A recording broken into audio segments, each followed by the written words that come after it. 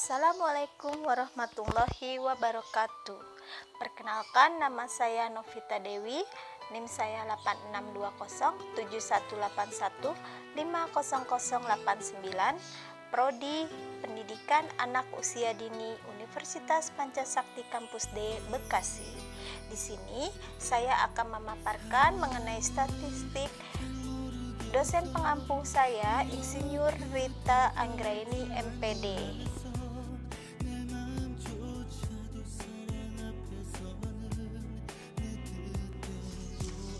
Pengertian statistik. Statistik adalah ilmu yang mempelajari cara-cara pengumpulan, penyajian, analisis, interpretasi, dan pengambilan kesimpulan dari data yang didapat.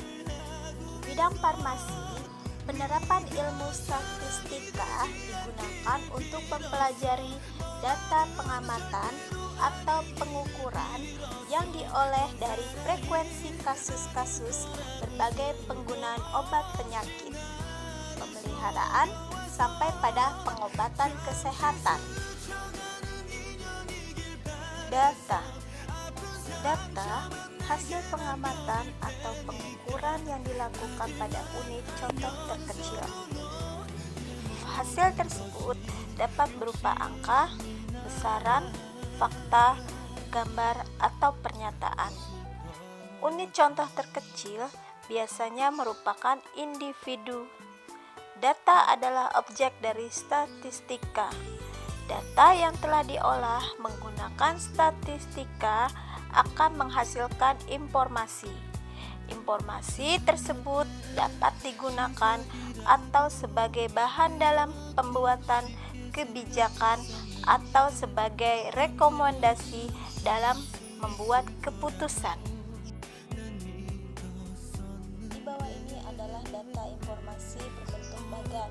Bagan ini untuk menghasilkan atau bagaimana cara-cara kita untuk mendapatkan informasi. Jenis data. Jenis data menjadi dua. Pertama, data kuantitatif adalah hasil pengamatan yang dapat diukur atau dihitung dengan pasti. Misalnya, jumlah bunga kandungan tanah, pendapatan petani jeruk setiap panen, jumlah tanaman yang mati terserang hama. Kedua, data kualitatif. Data kualitatif hasil pengamatan yang tidak dapat diukur atau dihitung dan hanya berdasarkan kategori. Misalnya, kesuburan tanah, subur, agak subur, tidak subur. Ketahanan pasien terhadap penyakit, misalnya tahan, agak tahan, atau rentah. Warna kulit, kuning, coklat, putih. Dan rasa buah jeruk, manis, asam sekali. Data kualitatif jarang dilakukan analisis statistika. Cara analisis data kualitatif dapat dikerjakan dalam statistika non-parametrik. Kualitatif dibagi menjadi dua jenis, yaitu data diskrit dan data kontinu.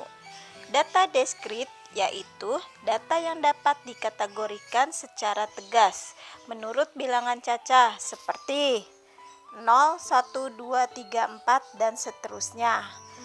Data diskrit tidak dapat disajikan dalam bentuk garis. Penyajian data diskrit lebih dapat dengan diagram batang. Contoh, jumlah buah tomat per tanaman, jumlah petani apel di punten, jumlah tanaman jeruk yang dimiliki petani, jumlah cacing tanah, dan lain sebagainya. 2. Data kontinu. Data kontinu yaitu data yang susunannya berkelanjutan dan tidak dapat dikategorikan secara tegas. Data kontinu dapat disajikan dalam bentuk garis. Setiap titik yang membentuk sebuah garis adalah data. Jumlah data dalam sebuah garis sepanjang 50 cm tidak dapat dihitung atau tidak terhingga. Contoh pertama, tinggi tanaman menggunakan sentimeter.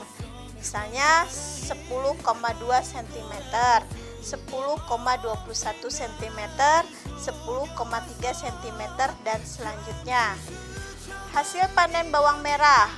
Hasil panen bawang merah itu berupa ton. Misalnya 4,5 ton, 4,6 ton, 4,8 ton. Populasi dan contoh. Populasi adalah keseluruhan dari objek yang kita selidiki. Populasi dapat berupa sekelompok orang, binatang, tumbuhan, bagian dari tumbuhan, atau benda apa saja. Sampel atau contoh. Pengambilan contoh dari populasi sering berbias, sehingga perlu pengambilan contoh secara acak yang disebut contoh acak. Walaupun kita bekerja hanya dengan contoh, namun kesimpulan yang diambil harus berlaku untuk keseluruhan populasi. Contoh yang benar adalah contoh yang dapat mewakili keseluruhan populasi.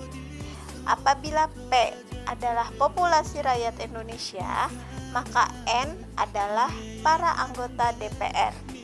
Contoh N yang terbaik adalah anggota DPR yang dapat mewakili rakyat Indonesia. Variabel atau perubahan. Variabel atau perubahan adalah karakteristik dari objek yang diamati atau sedang dievaluasi.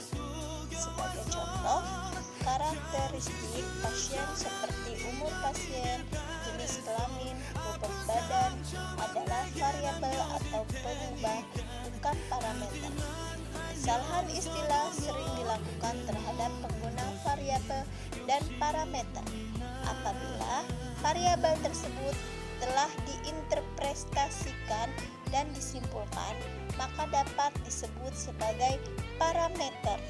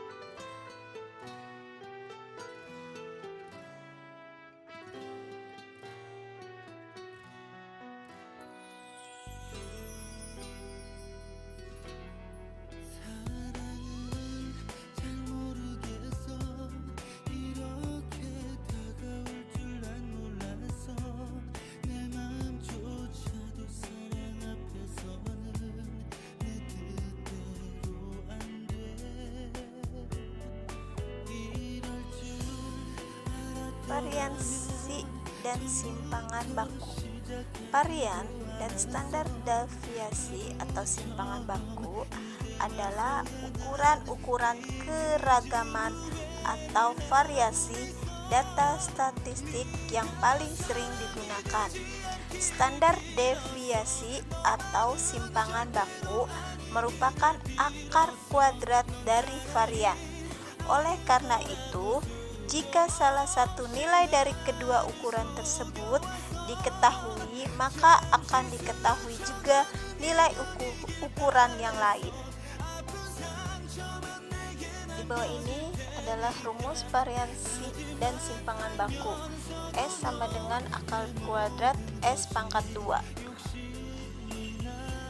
S dan S pangkat 2. S sama dengan simpangan baku dan S pangkat 2 adalah variasi. Dalam perhitungannya, variasi dan simpang baku diperlukan tabel penolong yang dapat digunakan dalam perhitungan. Lihatlah tabel penolong di bawah ini. Ini salah satu tabel penolong. Di sini nanti kita akan melihat semua data-data yang telah kita masukkan. Di sini ada angka merah, yaitu dengan jumlah 75. Dari mana kita mendapatkan 75 itu?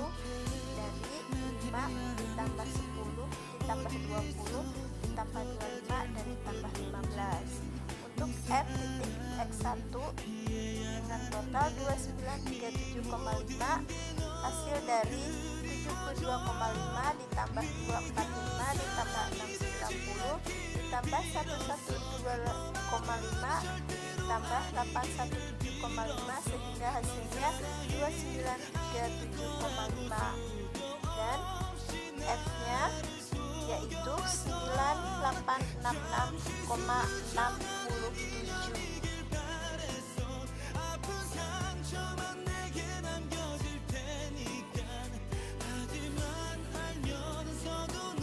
Demikianlah presentasi dari saya.